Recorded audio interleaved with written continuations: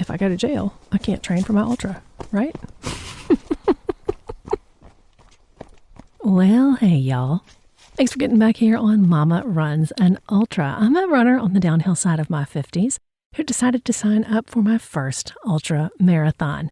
And this podcast is all about me figuring out what the hell am I thinking. The last time I chatted with y'all, I was losing my voice, or I had already lost my voice. It actually got worse from there. And then I started to feel bad. It was weird because for the first couple of days, it was just my voice wasn't working and I felt 100% fine. But it got to the point where I finally had to go to the doctor, which honestly pissed me off. My family got super sick right before the holidays. And even though we are fully vaxxed and do our best to stay as healthy as possible, one of them got COVID, which turned into pneumonia. And real pneumonia is pretty darn scary. Well, I've had asthma my entire life, and it's pretty well managed with some daily medication. But as I've mentioned, I live out in the country. One of those neighborhoods built like 60 years ago that was like speculative at the time, and they were hoping that civilization would build up that direction. Well, they were wrong. There's nothing out here. But living out in the county means that there is not a lot of rules and regulations, which sounds great until you have things like my fucking neighbors across the street who burn every leaf that falls from the sky. And I'm really not kidding. I actually videoed my neighbor out one time catching leaves as they came off of her tree, and I'm not making this up. But what really ticks me off about them, and it's both the neighbors across the street, right next door to each other, they wet down their leaves and then burn them. So it's just smoke everywhere and absolutely sets off my asthma. So what happened was they burned for 5 days in a row of wet leaves and wet boxes, and it set off my asthma to such an extent that I ended up with bronchitis and had to go on antibiotics, like massive horse pills for days. It was terrible. Eat your yogurt, y'all. You know what I'm talking about. And if you don't, you should. Anyway, that's my rant about living in the country. It is noisier than when I lived in the city because people fire weapons constantly and shoot off fireworks every friggin' day of the week. And my neighbors open burn constantly. And there is not a thing I can do about it. And had I known to ask about those things prior to moving out here, I think I would have stayed in the city where it was quieter and less smoky. Anyway, enough of that. Because I feel better now. I'm back to running. Obviously, when I finally got actual sick, I did not run through that. I'm not one of those people. I mentioned that before. But I'm back to running, and now I'm looking at taper before this half marathon that I already had planned before I signed up for the ultra. So I don't really know how to plan for a pacing strategy for this half marathon. I know what I can do, like just show up and run, but I also know that given the right circumstances, I'm capable of running much harder. I think I've nailed down this coaching situation I hinted at before. Anyway, that doesn't start until after the half marathon. So at this point, I'm thinking of calling them up again and saying, hey, let's start a week before so you can tell me what to do for this half marathon based on my training. But that person is an ultra coach. And I don't know if they have any experience with halves because that wasn't part of our conversation. Anyway, I don't know. I did build in an extra day for some travel on the way there because it's one of these places where I have to drive there. It is not any faster to take a plane, and it's prohibitively expensive because the race is also in the middle of nowhere. And so if I were to fly, I would have to drive 2.5 hours, wait 2 hours at the airport, fly, catch a second flight, and then still drive another hour and a half. So just not worth it. I'm just going to get my car and drive 11 zillion miles. Could be worse. I have the opportunity to do so.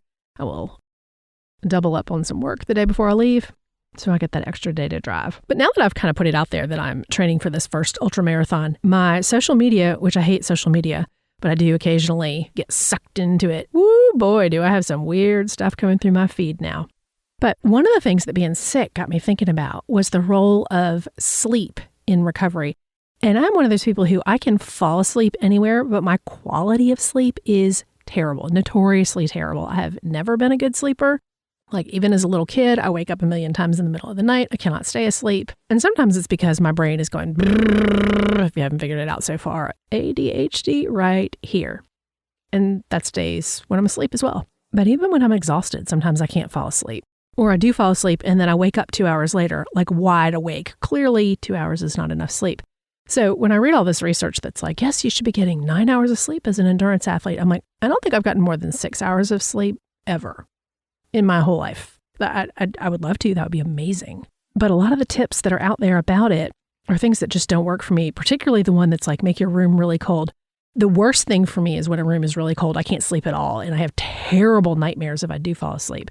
So sleeping as a recovery tool is one that is a bit of an elusive mystery for me.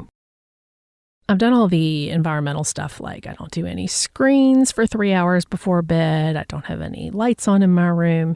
I have a whole night routine with some chamomile tea and the whole deal. But sleep is still just a huge challenge for me. I do have some meditation apps that I love. And so falling asleep isn't the problem. It's staying asleep. In fact, I even host a sleep podcast called Sleep with Rock Stars. And I think it's hilarious because in like a really quiet, very soft voice, I read from Wikipedia about bands like The Clash. And I find that absolutely hysterical because the contrast of those things, I know most people don't have that sense of humor. Anyway, I find it hilarious, Sleep with Rock Stars. I love it. So I can fall asleep. I can't stay asleep. So if you have the magic answer and I will not take pills or substances, not my bag. You do you. Anyway, I would like to have a better ability to sleep through the night because I do think that that is going to help my training and recovery as I'm fixing to start this ultra training, y'all. Yep, just a couple of days away. And now I'm super nervous. So hit me up in those comments with all of your recommendations and suggestions that are safe, healthy, and legal. If I go to jail, I can't train for my ultra,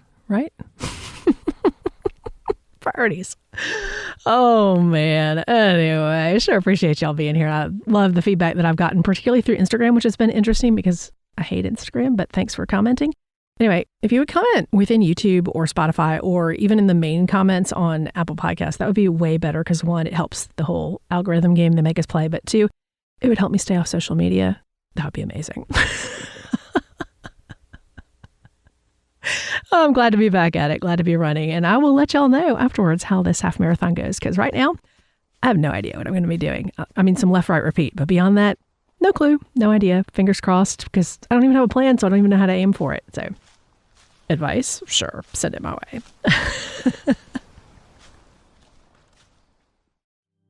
Hey, Gen X. If your brain keeps spinning like a scratched Clash record at midnight, it's time for Sleep with Rock Stars, the sleep podcast built for those of us raised on the B-52s, Devo, Talking Heads, and Cyndi Lauper. In each episode, I very calmly read from Wikipedia about our favorite bands, and even throw in the soundtracks from a few of our favorite movies like 16 Candles, Repo Man, and Fast Times at Ridgemont High. All that neon can live in your head rent-free. So if you want to drift off more smoothly than a warped cassette, search Sleep with Rock Stars and hit follow, because even the cool kids deserve a good night's sleep.